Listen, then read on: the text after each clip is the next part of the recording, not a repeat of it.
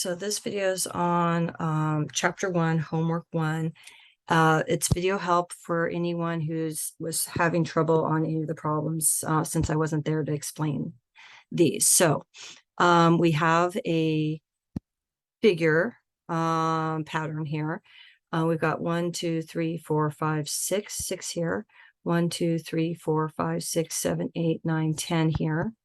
1, 2, 3, 4, 5, 6, 7, 8, 9, 10, 11, 12, 13, 14. So every time we're adding 4. So what you'll notice is the 4 I'm adding were here, and then the 4 I was adding was here. So I am going to end up having basically figure 3. Okay. So let me just going to get a square.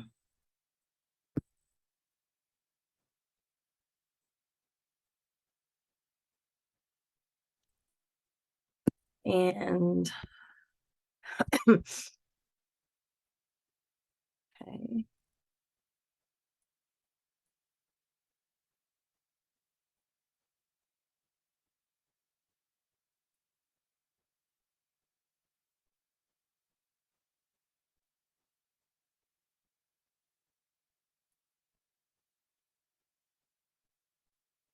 Okay, so here, I'm just going to draw it out. I'm having trouble. Okay, just going to draw it out. So I am going to have, let's see,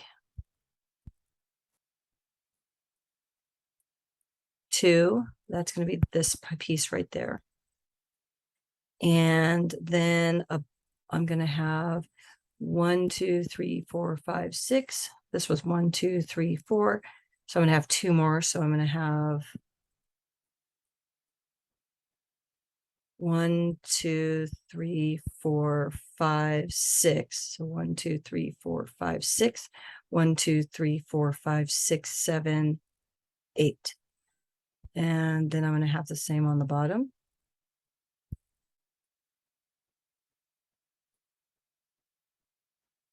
So 1, 2, 3, 4, 5, 6, 7, 8, 16, 17, 18. So you see, I did have an extra 4 here.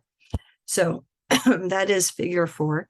How many tiles will figure 10 have? Well, so every time I am adding 4, but what is helpful is sometimes it's helpful to start with figure 0. So figure 0. If figure 1 had 6, figure 2 had 10, and every time we're adding 4, that meant figure 4 only had 2. So I'm thinking that the 2 it had probably were those 2, and then we started adding the 1, 2, 3, 4. Okay. So if I'm starting with figure 0, which is 2, I'm adding 4 every single time until I get to figure 10. So that's going to be 2 plus 40 or 42. You can also make a table if you want and continue doing that. So for example, if I was making a table, I know figure 1 was 6, figure 2 was 10, figure 3 was 14. I can keep going until I get to figure 10.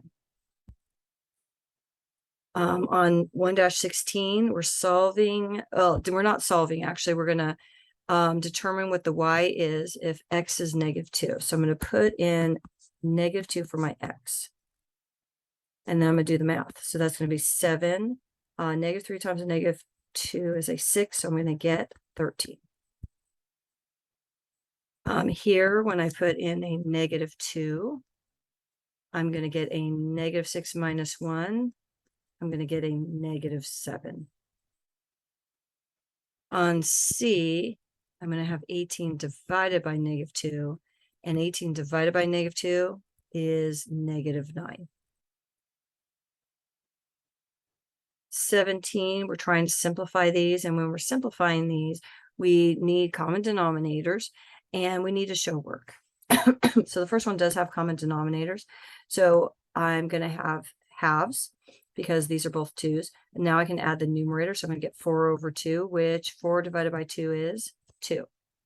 Now over here, these ones have common denominators. So it's going to be over 5. So I can go 10 minus 3, which is 7. So it's going to be 7 over 5. Now, letters C and D do not have common denominators, so I need to get common denominators. So what I'm going to do is I'm going to multiply this one by 3 and this one by 2 to get 6. So I'm going to get 3 over 6 plus 2 over 6. Now they're common denominators, and I can add it, and I get 5 over 6. This one over here, the common denominator is going to be 4. So I'm going to times this, whoops. I'm going to times this by 2 and this by 2. So I'm going to get 20 over 4 minus 3 over 4, which is going to be 17 over 4. We need to get common denominators and show work. On 1-18, determine if the following are going to be positive or negative. So this is going to be 550 plus 3. That's what minus and negative. It becomes plus a positive. Okay. And so that's going to be a 53. So it's going to be positive. The next one's going to be negative because it's going to be a negative 150. So it's going to be negative. The next one's going to be a negative 50, and then I have minus a negative, which is going to be plus 3. I'm going to get a negative 47, so that's going to be negative. And negative times a negative is a positive, so I'm going to get a positive 150, so this one is positive.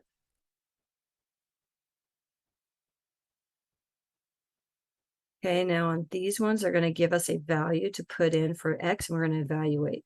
So they want us to put in a negative 3 here. So I'm going to put negative 3 squared plus 1. So negative 2, and a negative 3 squared is a 9 plus 1. I get a negative 18 plus 1. So I get a negative 17. We need to show work. This one's going to be 2 raised to the 3rd. You can put that in your calculator, but what that means is 2 times 2 times 2. 2 times 2 is 4. 4 times 2 is 8. On C, I'm going to have 4 times 3 minus 4. 12 minus 4, which is 8. On D, 2 times 3 to the 5th. So I need to do my 3 to the 5th first.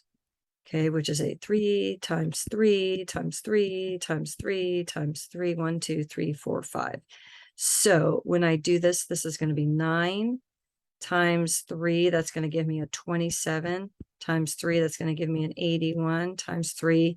That's going to give me a 243. So if I was to put 3 to the 5th into my calculator, that is going to give me a 243. So I have 2 times 243, which is going to be 486 as my answer. In December of 2003, the average price for a gallon of regular gas was $1.50. At that time, what did it cost to buy 12 gallons of gas? So 12 gallons of gas, if I go up here, I'm going to actually draw a vertical line.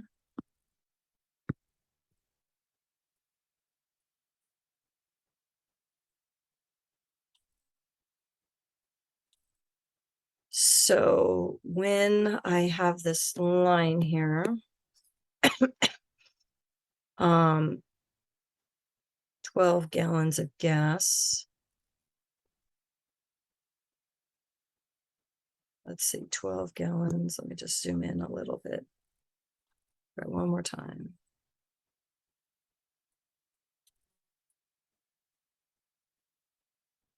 So it's looking like it's going to be over 16. Now, I can work this out.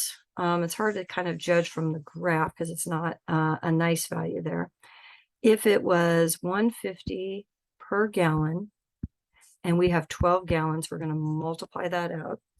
And if I take 150 times 12, I get $18. So $18. Gerald paid $12.60 for a tank of gas. How many gallons did he buy? So if you're kind of looking at the graph, and I'm looking at 1260, so this is 12, this is 14, 1260, somewhere in between. It's looking like it's somewhere between maybe 8 and 10 gallons. But what I can do is I can take 1260 and I can divide it by $1.50 because that's what each gallon costs. And I can see what that is. So 1260 divided by 150 is 8.4 gallons. At the right, the graph of the situations here predict how the line would change to represent the average cost of gas in December of 2005 when the gas cost $2.20 per gallon on average. So what would happen is it would end up being steeper. So it still would start at 0.0, but 220. So I'd be going up a little over 220. Okay, every time. So it's going to make it be steeper. It's going to be a steeper graph. Okay. If I was to kind of put in some values, so I'm going to have 220 for 1 gallon, 440 for 2 gallons, 660 for 3 gallons. 4 gallons would be 880. So that is what I would be plotting. So 2 would be 440. So 440, let's say. 4 would be 880. So it's going to be going up steeper, faster is what it would be doing.